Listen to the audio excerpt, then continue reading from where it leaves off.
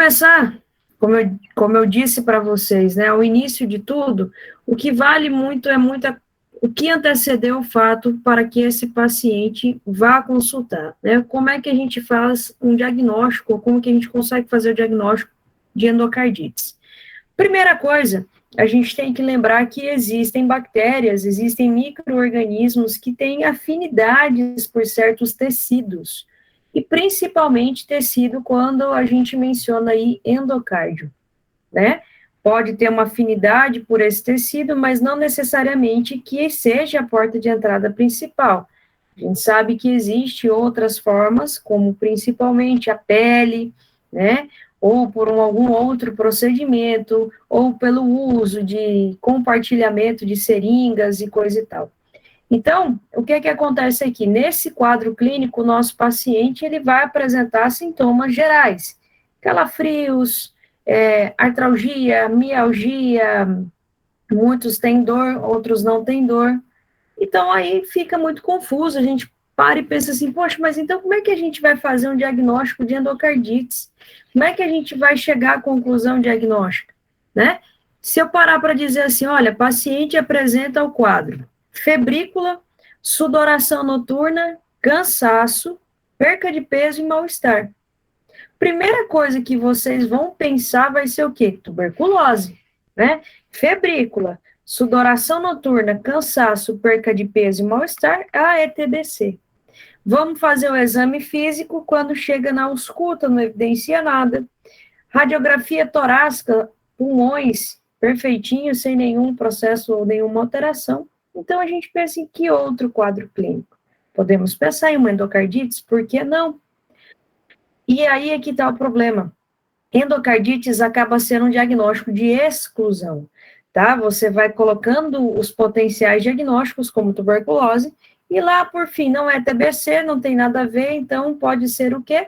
Chega ao ponto de dizer, é uma endocardite. E o que a gente tem para dizer de endocardite, professor? O que é que a gente precisa saber?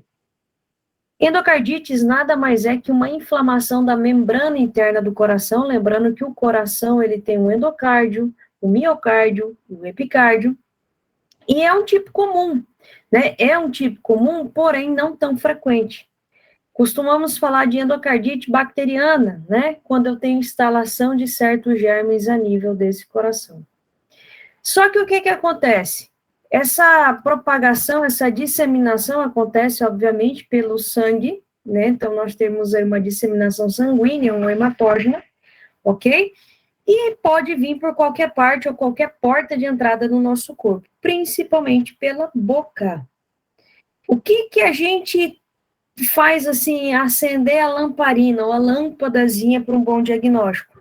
Quando você tem um paciente que diz, doutora, faz 2 semanas atrás eu fui no meu dentista e eu tive que fazer um procedimento com uma extração dentária, um canal, e aí, né, de alguma forma ou de outra, eu não sei o que aconteceu, mas eu praticamente posso dizer que eu não venho me sentindo bem. Opa, então isso é uma evidência muito importante. Nem todos os processos odontológicos existe profilaxia antibacteriana. Nem todos os processos também são tão sépticos quanto a gente imagina. Então, isso pode acontecer? Pode. É um fator comum? Sim. Tá? Deixa eu só fazer um negocinho aqui, rapidinho. Aceitar esse aluno aqui e fechar o WhatsApp aqui, que daí ninguém incomoda. Pronto. Opa.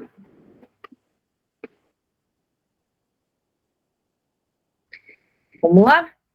Então, basado nessas situações, a gente chega a pensar no que poderia ser, tá? Só que o que acontece? Às vezes, vocês, os pacientes de vocês que estão nessa condição clínica, podem passar por esses momentos, por essa enfermidade, e nem sempre ter sintomatologia. E isso vai, com o passar do tempo, lesionando e danificando, trazendo sérias consequências.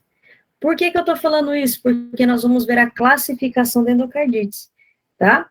Claro que se a gente não descobre, que se a gente não diagnostica muito cedo, isso vai pôr em risco a vida do nosso paciente. Só que tem um detalhe importante, a endocardite geralmente acontece em pacientes que já têm uma propensão ou que já têm um quadro patológico, tá? Por exemplo, fez uma cirurgia valvular, ou tem uma estenose de mitral, ou tem um prolapso de mitral. Pode ser tricuspídia? Pode. Acontece? Acontece, mas é comum mais ao lado esquerdo. Então, por isso que dizem que é raro em corações sãos, em corações bons, tá? Que não apresentam nenhum quadro patológico. É raro, porém não impossível, certo? Vamos lá, então. O que a gente precisa entender? Quais são os fatores de risco? Fatores de risco associados a endocardites pode ser uma válvula cardíaca normal ou lesionada, uma válvula cardíaca artificial ou algum defeito cardíaco presente ao nascer. São fatores que contribuem para que esse quadro progresse. Mas, professora, o que eu preciso entender, né? Se você tem um risco alto de ter endocardites, como? Se você é um paciente que já teve endocardites no passado, por isso eu digo que o histórico do paciente conta muito. Se o seu paciente ele tem um dispositivo implantado no coração, um marca-passo, tá? Ou que ele também apresente ou esteja fazendo uma hemodiálise e tem uma fístula arteriovenosa, isso também pode ser, ou tem um acesso a um catéter venoso central, ou porque esse paciente ele pode ter uma válvula cardíaca normal ou lesionada, certo? Feito uma valvuloplastia e aí, de repente, pós-cirúrgico, passado um ano, ele começa com esses sintomas. Ou ele tem uma anomalia cardíaca congênita. Ou é um paciente que ele faz o uso de drogas ilícitas, né? Só que quando ele está naquele momento ali, ele usa agulha suja, ele não limpa a pele, né? Várias pessoas compartem do mesmo equipamento, então isso é um processo bem complicado. Ou que tem VIH. Quando a gente atende um paciente que é usuário e que você pergunta para ele se ele faz o uso de drogas injetáveis e ele diz que sim, e apresenta uma sintomatologia geral, a primeira coisa que a gente vai pensar em endocardites. Porque isso é um fato, isso acontece. Pode ser que ele não tenha problema nenhuma estrutura do coração, mas justamente por compartilhar esse material, pode ser um potencial risco, e pode aí ter uma endocardite. Tá? Então, o histórico do paciente aqui manda muito para o diagnóstico, por isso o interrogatório tem que ser bem certinho, muito bem feito, sem esquecer nenhum detalhe. Mas, prof, e então, o que a gente pode falar desse processo? Nós temos aí que esses micro-organismos, eles vão colonizar a zona endocárdica, mas eles também gostam e têm uma preferência pelas válvulas cardíacas. Então, essa colonização, ela não vai ser só a nível endocárdico, senão que também a nível valvular, tá? Podem fazer com todo esse processo de colonização a formação de vegetações, que são vegetações friáveis, são vegetações infectadas, e acabam que, com o tempo, vão provocar uma lesão valvular. Por isso que, quando a gente fala de classificação de endocardites, nós dividimos elas, tá? Como assim, prof? Endocardite bacteriana aguda, endocardite bacteriana subaguda e endocardite de prótese valvular. São essas três classificações gerais: aguda, subaguda e de prótese valvular. Ok? Independentemente do jeito que for ou como for, né, o tempo que transcorra isso, os micro-organismos que são mais comuns, nós temos aí na aguda o caso do Staphylococcus aureus, tá? Geralmente eles podem fazer uma infecção de uma válvula normal. Quanto maior for a colonização, maior vai ser o processo infeccioso. Pode vir a ser uma infecção necrotizante, ulcerativa e totalmente invasora. Prof, mas e aí? Como é que eu vou saber certinho para que eu consiga chegar a um bom diagnóstico? Essas imagens, gente, são imagens que eu aproveitei da aula de anatomia patológica para passar para vocês macroscopicamente de como funcionam, de como é a apresentação dessas lesões, tá? Aqui nós temos a zona do que seria a parte tendinosa, né, do anilho tendinoso valvular, e aqui é uma válvula, tá? E a ponta, a extremidade distal dessa válvula, ela está com comprometimento de vegetações, formações de vegetações. Que acho que tem outra, né? Aqui a gente também consegue ver, incluso um processo que tem uma inflamação bem abundante, né? Bem característica.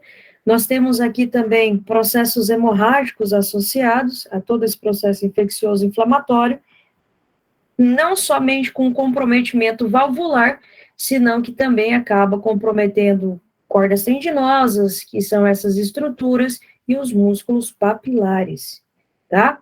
Só que para uma infecção, para um processo de vegetação chegar a esse ponto, depende muito da evolução da doença, depende muito do micro-organismo que colonizou isso daí, depende muito se o paciente tinha algum processo de uma afetação valvular ou não, ok? Isso daí já é uma forma mais agressiva, uma forma total, né? Bom, aqui o que eu comentei com vocês. O quadro clínico não é satisfatório no sentido de não é específico para o diagnóstico. O que que a gente tem? A gente tem diferenças da apresentação clínica da endocardite bacteriana aguda para endocardite bacteriana subaguda. Como assim, professora? Todos os pacientes podem apresentar uma febrícula. Todos os pacientes podem apresentar sudoração noturna, escalafrios, perca de peso, mal-estar geral. Todos podem apresentar. Podem.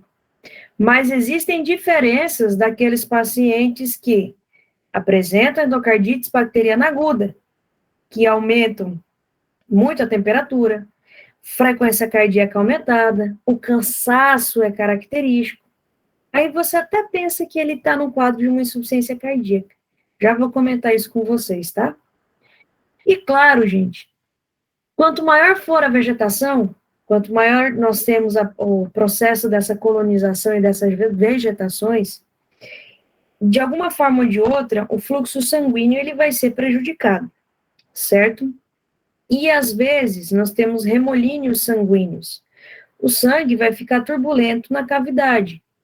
E por essa turbulência, ele pode ficar mais viscoso, mais espesso e acabar agregando a essas vegetações. E algumas vezes, essas próprias vegetações, elas se desprendem, elas se soltam, o que forma os êmbolos sépticos. E o paciente passa a ter uma embolia séptica, que é uma complicação geral, ok? Pode acontecer? Pode. Muitos pacientes, eles têm esplenomegália. Por que, professora, que eles têm esplenomegália? O que que acontece? O baço, ele começa a trabalhar excessivamente. Tem um agrandamento do baço. Porque vocês vão ver que uma das condições clínicas, o paciente ele vai cursar com anemia, tá? Então, nós vamos ter a quebra desses glóbulos vermelhos antecipadamente. O baço ele vai ter que trabalhar mais para ajudar na produção e na recuperação. Por isso que, na grande maioria das vezes, alguns pacientes podem cursar com esplenomegalia. E morte em 60% dos casos, porque, infelizmente, o diagnóstico às vezes é tardio. E quando a gente faz um diagnóstico, talvez os antibióticos, né, os fármacos utilizados para o tratamento já não são mais suficientes, porque já tem um comprometimento geral. Ok? Mas vamos entender aqui. Pode estar parecendo tudo muito confuso, mas a gente vai começar a organizar certinho a classificação das endocardites, tá? Existe um quadro não muito comentado, mas isso é a título de curiosidade para vocês, que é o que nós chamamos de endocardite não infecciosa. O que é uma endocardite não infecciosa? É aquela formação de trombos porém trombos estéreis de fibrina e plaqueta nas válvulas cardíacas e no endocárdio adjacente, tá? Às vezes, a endocardite não infecciosa conduz a uma endocardite infecciosa. Só que ambos os processos, infeccioso ou não, podem provocar embolia e comprometimento da função cardíaca. É uma cascata. A partir do momento que você tem um comprometimento endocárdio, você tem um comprometimento valvular, você vai ter um comprometimento da bomba. Você pode ter um falho da bomba cardíaca. A única diferença é que aqui você tem um processo que tem a formação de trombos, porém são estéreis de fibrina e plaqueta. E isso fica alojado nas válvulas cardíacas e na zona endocárdica, tá? Que pode propenciar, claro, uma endocardite infecciosa. Só que a literatura nem traz muito ou não relata muito essa condição, porque na grande maioria das vezes os pacientes já chegam no quadro de endocardite infecciosa. Vamos entender comigo agora aqui, para ficar mais fácil a compreensão desse quadro clínico, dessa manifestação, dessa enfermidade, e vocês vão ali responder tudo de forma muito tranquila. A endocardite infecciosa, como eu disse para vocês, geralmente ocorre mais do lado esquerdo, principalmente em válvula aórtica ou válvula mitral. São raros os casos, porém existe uma porcentagem do lado direito, tá? Na válvula tricúspide ou na válvula pulmonar. Principalmente mais em localização de válvula tricuspidea, é mais comum. Prontinho. Certo? Então aí, o que acontece? Como eu disse para vocês, quando nós temos pacientes que são usuários de droga, né, intravenosa, a gente pensa em endocardites do lado direito. Então, isso é cerca de 30% a 70%, e é algo muito característico. O que confunde geralmente todos é assim, a divisão é fácil de entender, aguda, subaguda e de prótese valvular. Porém, a manifestação é difícil. Mas de um processo fisiopatológico bem simplesinho, nós temos 3 fases para que ocorra ou desenvolva essa enfermidade. A bacteremia, a adesão e a colonização. Só que por que é tão difícil, professora, tratar endocardites? Porque às vezes a gente descobre tarde? Também. Mas um dos processos que mais nos preocupa é que existem muitos micro-organismos que são colonizadores, formam suas colônias e eles produzem o que lá em microbiologia vocês devem ter estudado, que são os biofilmes de polissacarídeo. O que são esses biofilmes de polissacarídeo? Eles protegem de toda e qualquer defesa imunitária do hospedeiro e impede a penetração de antibióticos, tá? Ah, então isso dificulta o processo de tratamento, com certeza. É como se fosse o bando do X-Men todinho. Eles têm esses biofilmes de polissacarídeo, isso defende eles contra as defesas imunitárias do hospedeiro e, mais ainda, impede a penetração do antibiótico. Então, por isso que às vezes o quadro clínico você trata e não vê resultado, mas exatamente por isso, pelo microorganismo. Por isso que o hemocultivo é uma das formas de um bom diagnóstico e pronóstico para esse paciente, tá? Olha lá. Qual que é a classificação? Então, nós temos a endocardite bacteriana subaguda. Essa endocardite, ela é agressiva, existe uma maior frequência que é aguda, e ela tem um início muito insidioso, só que aqui ela progressa vagarosamente. O paciente, às vezes, ele fica semanas, meses, sem apresentar um quadro clínico sequer, uma queixa sequer. E quando chega no hospital, você vai fazer uma ecocardiografia, você encontra um comprometimento valvular total, tá bom? O que acontece aqui?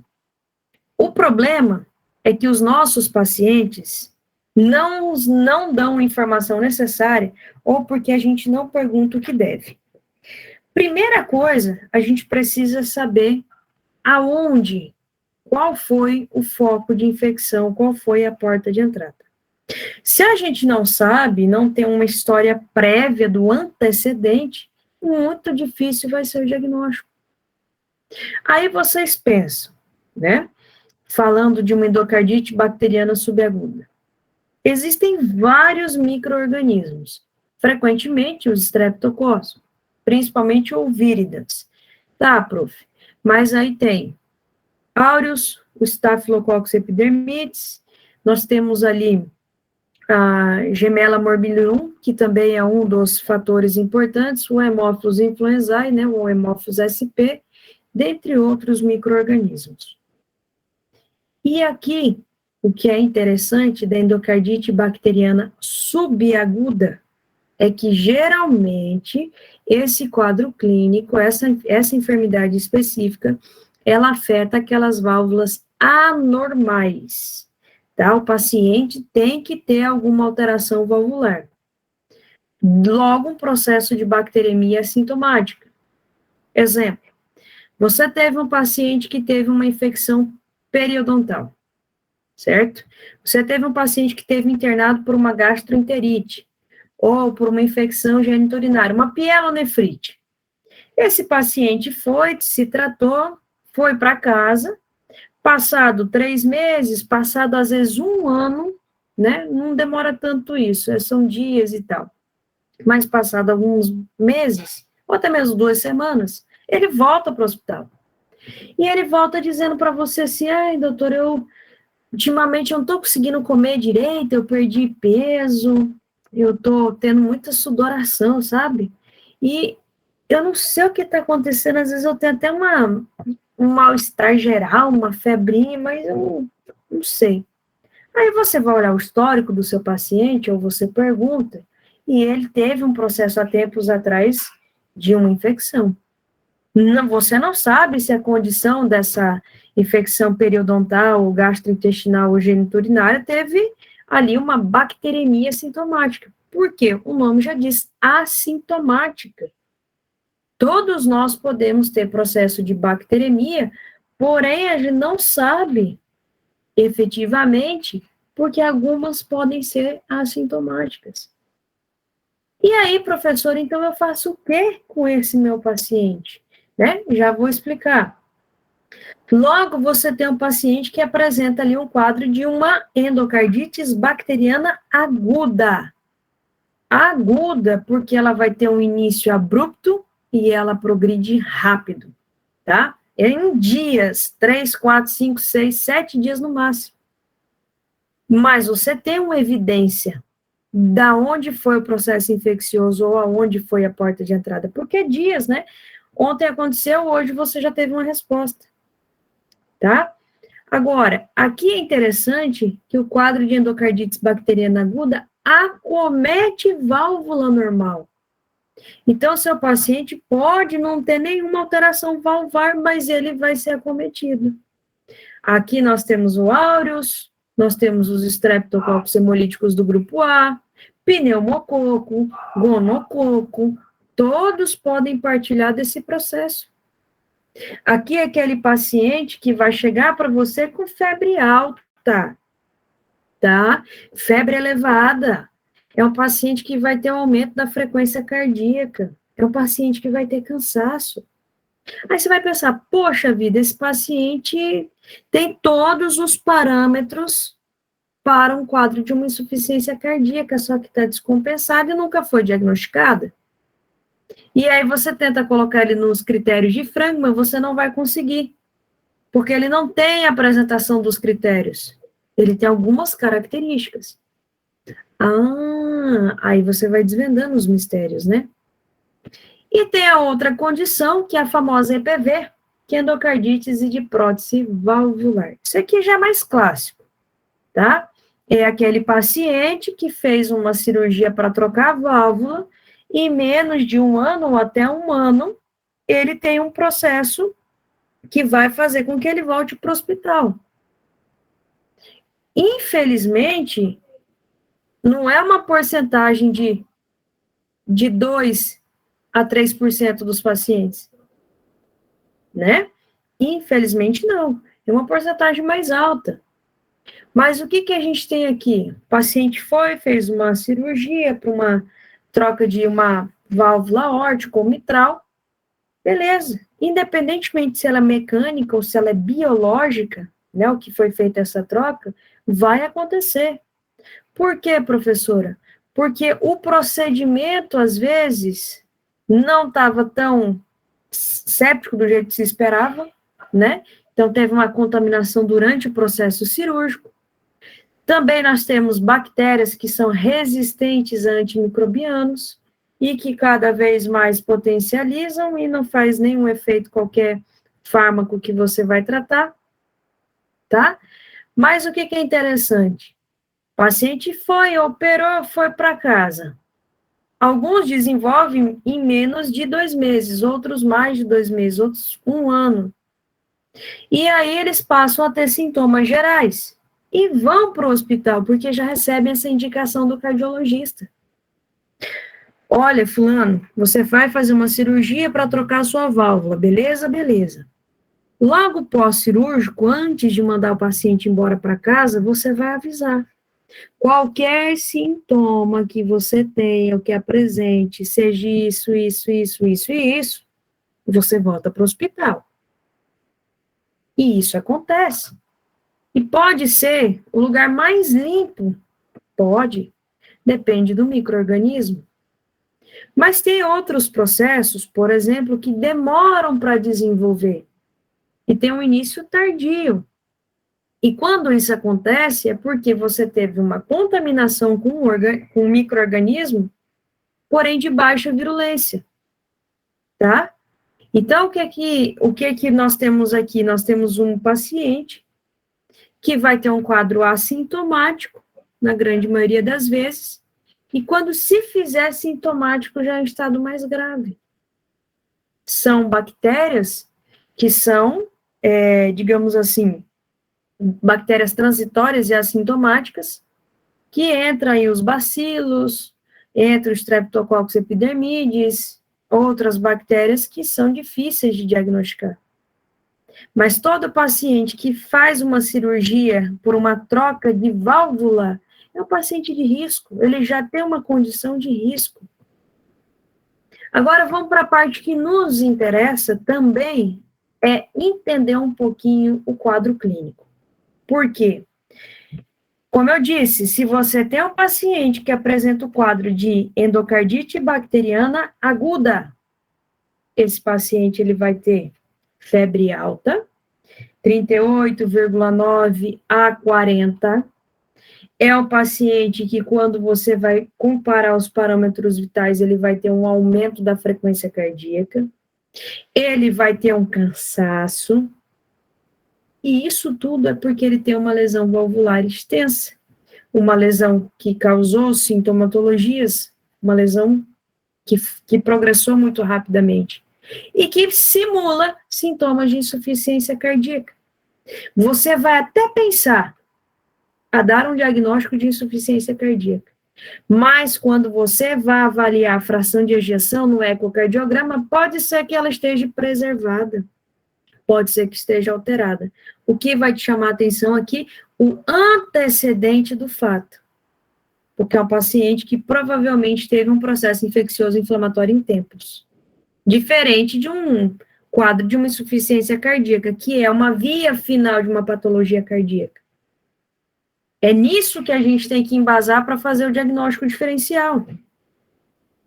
Outro quadro importante, o paciente que apresenta ali uma endocardite bacteriana subaguda.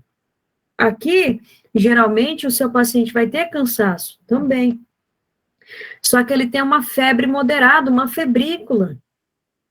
Ele tem, sim, um aumento da frequência cardíaca, mas não chama tanta atenção. Ele passa a ter perca de peso, sudoração, diminuição do número de glóbulos vermelhos. Então, a paciente está lá, uma anemia caracterizada, tá? Só que esses sintomas, Eles podem aparecer prontamente, ou devagar, ou eles podem demorar tempos para aparecer. Por quê? Os sintomas, eles vão ser evidentes quando você vai ter obstrução de uma artéria, ou uma lesão de válvula do coração, que faz com que a gente possa ter um diagnóstico de forma mais característica. Como eu digo, gente, febrícula, sudoração noturna, cansaço, perca de peso, mal-estar, anemia, são quadros gerais. Incluso até a anemia pode ter tudo isso aqui, menos a febrícula, né? A febrícula já deixa um ponto de interrogação no ar. Então, como é que você vai fazer um diagnóstico com um quadro geral? É o que eu digo. O que compensa é a gente entender o processo, tá? Mas tanto a aguda quanto a subaguda, infelizmente, as bactérias, elas podem obstruir, tá? Quanto maior for o acúmulo de bactéria, quanto maior for a colonização, quanto maior for a quantidade de coágulos de sangue depositados nessas válvulas, que é a formação das vegetações, se isso se desprende, leva uma embolia, e isso pode bloquear qualquer processo arterial. Então, o que acontece que é comum? Você receber um paciente com um quadro de acidente cerebrovascular, um quadro de AVC, você achou a obstrução, é lá na cerebral média. Mas de onde que veio esse coágulo? Formou aonde? Aí você começa a fazer os exames e descobre uma endocardite. Ou por outra, às vezes o seu paciente está num quadro de um infarto do miocárdio. Mas o que formou esse infarto? Ele não tem uma placa de ateroma, ele teve um processo obstrutivo por um êmbolo. Vamos avaliar o coração. Avalia o coração e encontra lá uma vegetação gigante, uma válvula. Claro que quando você auscultar, o sopro vai ser característico, né? Seja de mitral, seja aórtico, seja tricuspideu. Isso ao exame físico cardíaco. Mas aqui vem a salvação nossa. Por quê? Porque esses êmbolos que são formados, eles viajam para várias partes do corpo. E não só em vasos maiores, como vasos menores. E nós conseguimos visualizar num exame de fundo de olho, na retina. Nós conseguimos visualizar manchas na palma da mão, manchas embaixo da unha. Por quê? Porque eles também se instalam em pele. Professora, eu já ouvi falar assim dos nódulos de Osler, das manchas de Roth, das lesões de Janeway, tudo é característico de endocardites. Eu já mostro a imagem para vocês. Isso evidencia mais ainda o endocardites, tá? Isso é interessante vocês conhecerem. Já eu mostro para vocês a imagem. Vale lembrar, gente, que pulmões, rins, baço, o nosso encéfalo são órgãos-alvos, né? Então, são órgãos mais fáceis de terem esse comprometimento. O que é interessante é que, nesses processos, também nós podemos ter o quê? Acúmulo de pus, tá? A formação de abscesso, uma cavidade neoformada. E esses abscessos, eles podem estar localizados na base da válvula.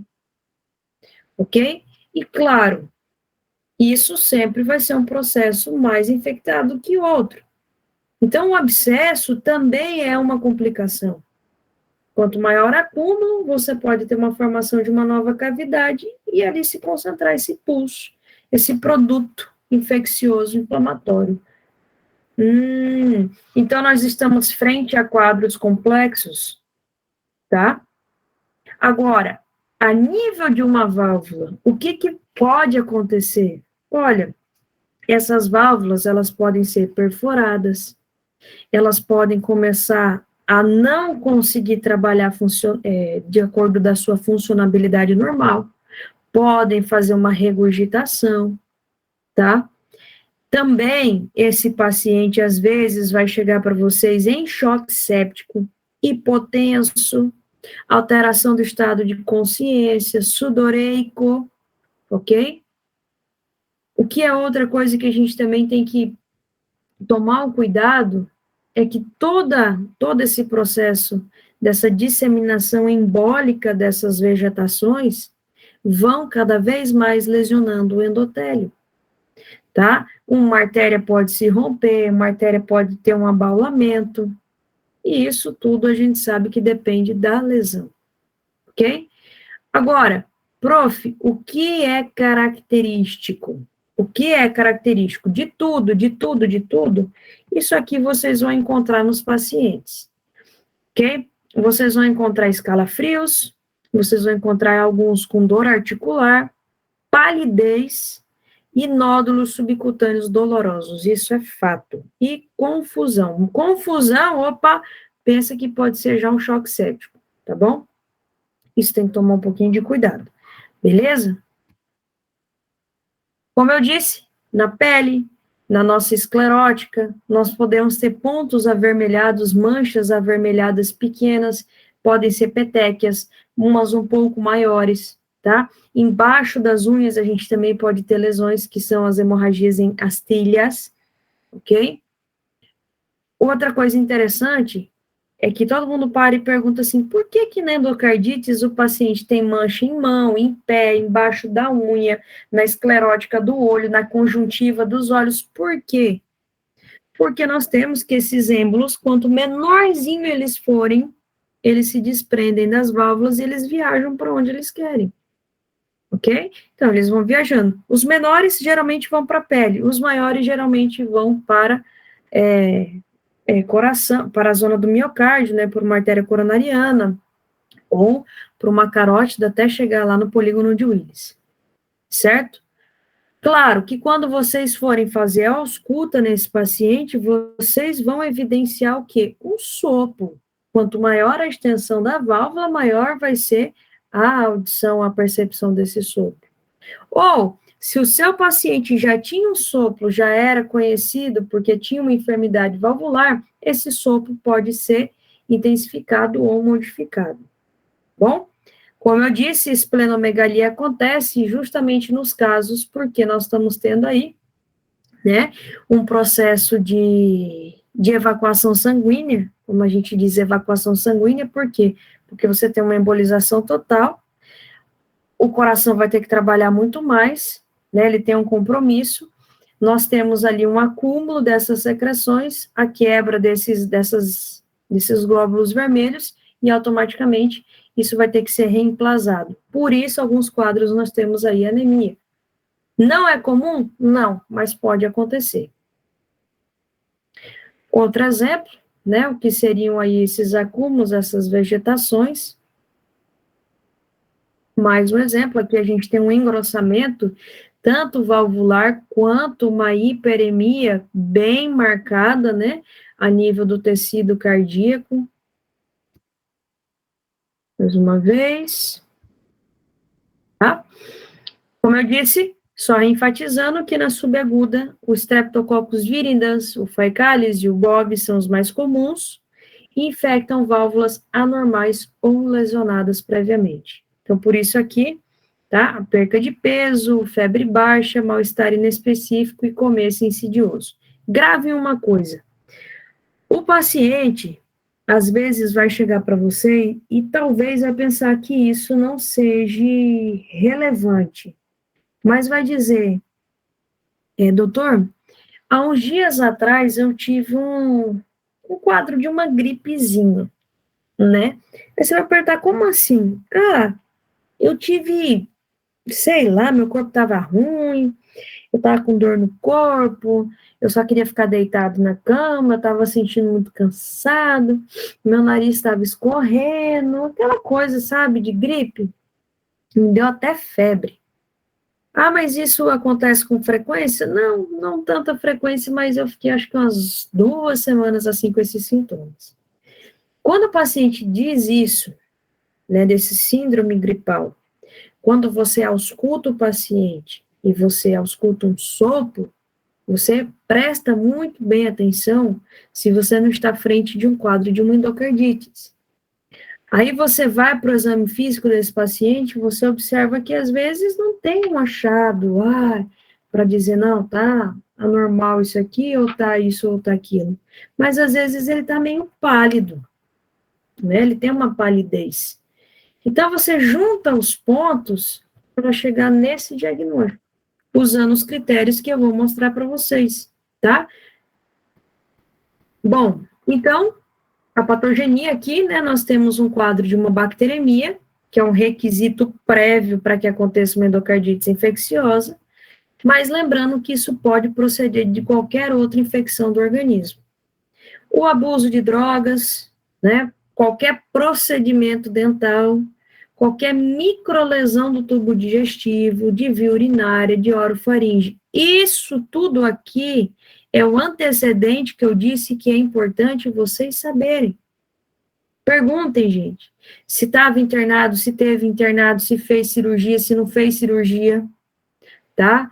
Perguntem se teve qualquer um foco infeccioso, dor de garganta, infecção de via urinária, qualquer gastroenterite, e aqui, procedimento dental, canal, extração de siso, extração de molar, tudo é importante. No Paraguai vocês vão saber e vão ver muito, tá? Pelo abuso de drogas e procedimentos dentais. Isso é 2 e 2 e 4. Ok? Então, a via de disseminação, ela vai acontecer, independentemente de qual for, e aí vocês sabem que, além da zona endocárdica, quem vai sofrer são as válvulas.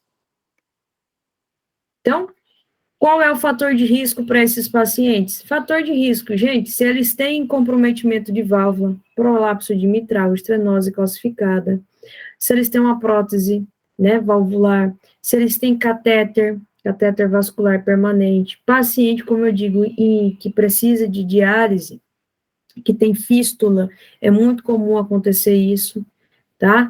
Qualquer cardiopatia congênita, qualquer imunossupressão, tudo é um fator de risco. Até a gente pode ter, em algum determinado momento da vida, desenvolver quadros mais característicos. Em relação às vegetações, só para que vocês entendam, são vegetações que podem ser pequenas ou vegetações maiores, tá? Podem erosionar, podem fazer a perfuração, e claro, quanto maior for o processo de colonização, maior vai ser a invasão ao tecido circundante. No caso, o miocárdio, né? Pode fazer a formação de um abscesso. Prof, e aí? O que que acontece? Existem infecções não valvulares? Sim, não necessariamente essas infecções, elas se assentam em válvula. Ela pode ficar em qualquer lugar onde você tem um chorro sanguíneo, onde você tem a liberação de sangue. Claro, né, se você tem um paciente que tem uma prótese, todo paciente que faz uma troca de válvula, é um paciente que a gente preocupa, porque muito comumente eles fazem formação de trombos, ok? Só que toda prótese, toda troca de válvula, ela deixa zonas de fragilidade, aonde podem fazer a formação de abscessos. Então, cada caso tem a sua particularidade, por isso a gente tem que saber muito bem o histórico do paciente. Ok? Olha, se você tem um paciente que é drogadito, um paciente que você sabe o que te fala, o que você, a inspeção, né? Olha, lá na ectoscopia, você vai analisar o paciente de cabo a rabo, você vai olhar para os braços, você vai ver que são braços marcados. Observem bem, auscultou um sopro, viu sintomas gerais, olha lá que pode ser aí uma endocardite com acento em válvula direita, tá? Em válvula tricúspide. Clinicamente, esse nosso paciente corre dois problemas, ou corre dois perigos. Uma lesão direto na válvula, ou uma lesão no miocárdio, ou as duas. Ele pode ter uma lesão direta na válvula? Pode. Cursar com uma insuficiência, cursar com uma estenose, e você vai pensar num quadro de uma insuficiência cardíaca. Ou por outra, esse paciente, ele vai ter uma lesão de instalação miocárdica, Então, ele vai ter um abscesso, e esse abscesso, né, ou ele vai ter uma perfuração, tá? Então, isso é característico, isso é muito comum. Prof, a senhora tinha aqui mostrando de válvula mitral, no tamanho dessa vegetação, imagine que a sintomatologia vai ser uma sintomatologia aparente nesses pacientes. Um outro detalhe, uma outra complicação, embolia, tá? Pode comprometer qualquer zona, baço, rim, encéfalo, infecções sendo metastásicas, se instalando para todo lado, o que leva o paciente a um choque séptico. Ah, prof, teve um êmbolo e foi parar lá na artéria renal. Infarto, infarto renal. Ou vai fazer uma infecção embólica. Ou o paciente desenvolve um síndrome nefrítico. É comum isso. Ele entrou no hospital, suspeito diagnóstico de endocardite, e de repente ele começa a entrar no quadro de uma síndrome nefrítica ou de uma insuficiência renal. Tá? Então, o diagnóstico não é só um hemocultivo. O hemocultivo é uma base de diagnóstico. A gente precisa de mais evidências. Por isso que eu digo para vocês, quando vocês forem fazer inspeção nesses pacientes, inspeção, e vocês observarem pés, mãos, ou que seja, que geralmente é pés e mãos mais comuns, mas quando vocês observarem manchas, tá? Igual está aqui nessa imagem, aqui, ó, uma mancha maior, outras parecem pequenas petequias menorzinhas. Abre um olho, porque isso aqui é chamado de nódulo de Osler, tá? São nódulos eritematosos e sensíveis. Se você palpar, o paciente vai reclamar, ok? Temos aqui também, mostrando à esquerda o que seriam os nódulos de Osler, que é o nódulo eritematoso sensível, na zona do polegar, tá? Parece uma mancha, uns parecem uma peteque, outros parecem uma mácula, outros parecem uma pápula. E aqui a gente tem as lesões de Janeway, tá? São máculas, são um pouco maiores, são eritematosas, só que insensíveis. Aqui o paciente você pode apertar e não vai sentir dor, ok? Então, pode ser só ter os nódulos de Osler, mas geralmente vem os nódulos acompanhado dessas máculas eritematosas, que são lesões de Janeway. Aqui mais uma evidência, né? Então, nós temos ali um paciente que tem múltiplas lesões de Janeway, pápulas eritematosas na zona da palma da mão, e também tem pequenos nódulozinhos que são mais eminentes e proeminentes na ponta dos dedos aí. Aqui eu não sei se vocês conseguem observar, mas nós temos as hemorragias ungueais, né, ou que a gente chama de lesões ungueais, bem aqui, tá? Aqui nessa zona, e bem aqui. Essa aqui não é tão evidente, tem paciente que pega toda a zona, né, embaixo da unha, que é bem característico. Mostra aqui também uma paciente que apresenta petequias em zona de conjuntiva, aqui também tem na esclerótica, né? Então, a simples inspeção. O que eu vou inspecionar, prof? Vocês vão inspecionar olho, conjuntiva, esclerótica, palma da mão, palma do pé, lesões embaixo da unha, sempre que tiver suspeita de endocardite.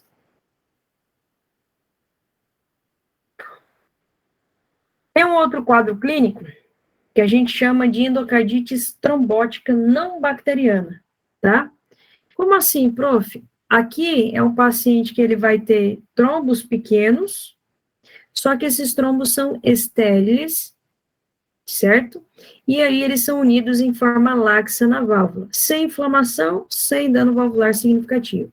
É uma endocardite, só que é formada por trombos não bacteriana, você não tem um processo infeccioso inflamatório, tá?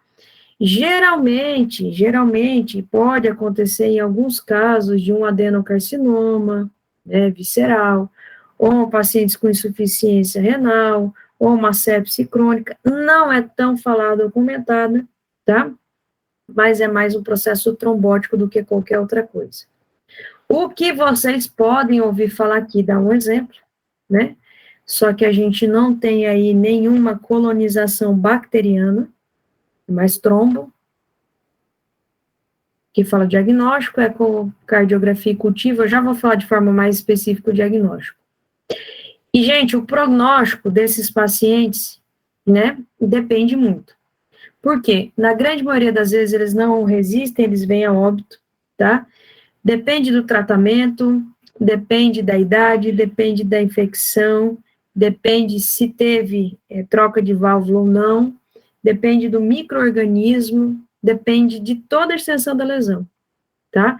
Mas se você fizer um tratamento intensivo nesse paciente, uma antibiótico terapia top, depois de um hemocultivo, o prognóstico vai ser favorável. O que eu quero mostrar para vocês, e é só uma curiosidade, isso aqui não cai em prova nem nada, caiu uma vez para mim no Revalida, né, mas não caiu nem com esse nome aqui, é uma endocardite associada ao lúpus eritematoso sistêmico, chamada de endocardites de Liebman-Sachs, tá? São verrugas, são formações de verrugas a nível das válvulas, ok?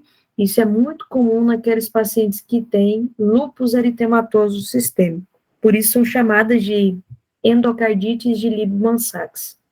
Prof, mas o que é que a gente tem ali? Você tem uma valvulite de uma patogenia incerta, afetação de válvula mitral e tricúspide, uma necrose fibrinoide, degeneração mucoide e vegetações estériles, tá? É comum? É comum em pacientes que apresentam essa condição clínica.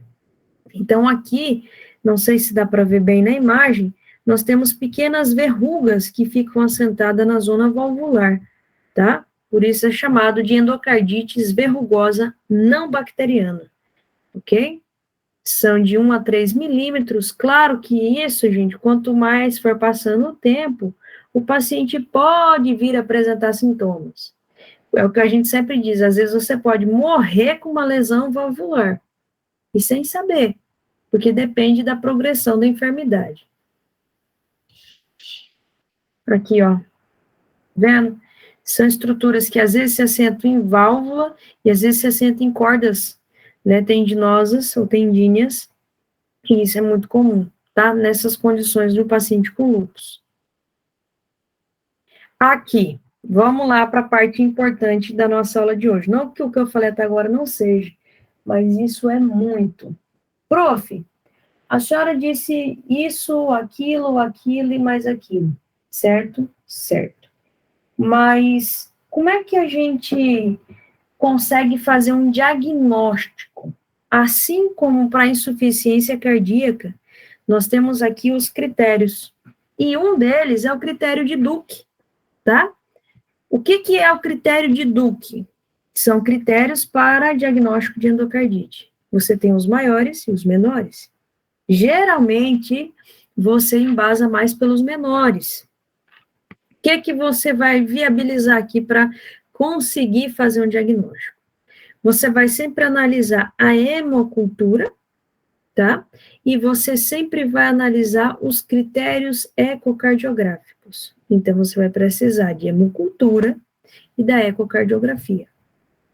O que acontece na hemocultura? Você jamais vai pegar somente uma amostra. Você tem que ter 2 hemoculturas ou 2 hemocultivos positivos para germes típicos. Ou seja, o que veio na primeira leitura tem que ser igual na segunda, tá? Ou hemocultura persistente positiva para germes típicos coletadas com mais de 12 horas de intervalo. Ou 3 ou mais hemoculturas positivas, com pelo menos 1 hora de diferença entre elas. Então, a hemocultura é o passo primordial. Até porque você vai precisar disso para um tratamento. Logo, a ecocardiografia. O que vou ver na ecocardiografia? Se tem uma massa, tá?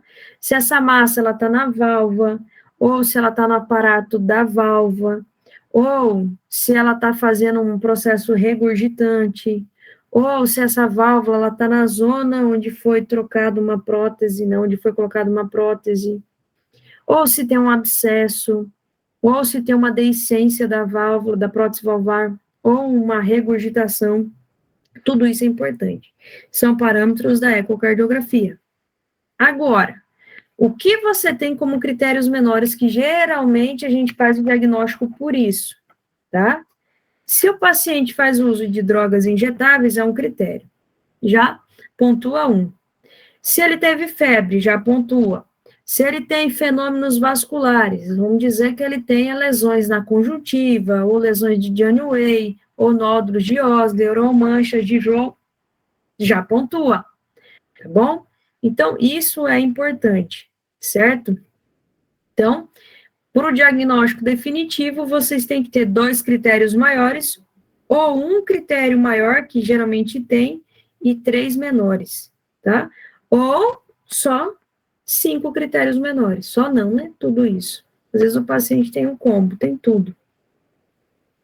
Não se esqueçam desse nome aqui, ó, DUC.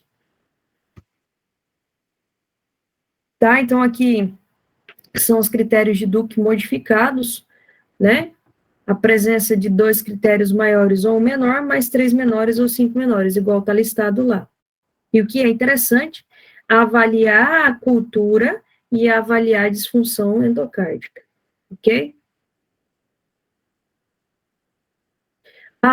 Única coisa que eu não falei para vocês, eu falei de hemorragia em astilha, falei dos nódulos de Osner, falei das manchas de Janeway, aqui ainda estão bem mais escuras, né? E, gente, em alguns casos, é necessário solicitar um exame de fundo de olho, tá? E aí, no exame de fundo de olho, a gente observa as manchas de Jolt. Isso é importante para o diagnóstico. Se vocês fizerem uma boa inspeção, uma análise do antecedente clínico, você consegue chegar ao diagnóstico muito facilmente. Ok? Alguma dúvida? Fala, Adri. É simples, não? É bem tranquilo. Você gostou do nome? Se vocês fizeram a prova com a doutora Fernanda, forem fazer, provavelmente ela vai perguntar, tá? Sobre esses critérios aí.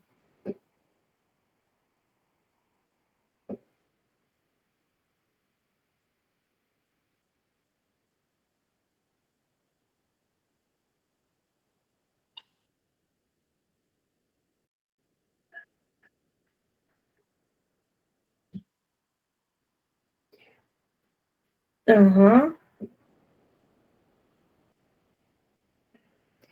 Geralmente isso é clássico, né, galera? É o que a gente pergunta para os alunos. Exatamente isso. Bom, gente, tranquilo? Tudo certo? Tudo favorável? 5 minutinhos aí. Que bom que vocês têm dúvida.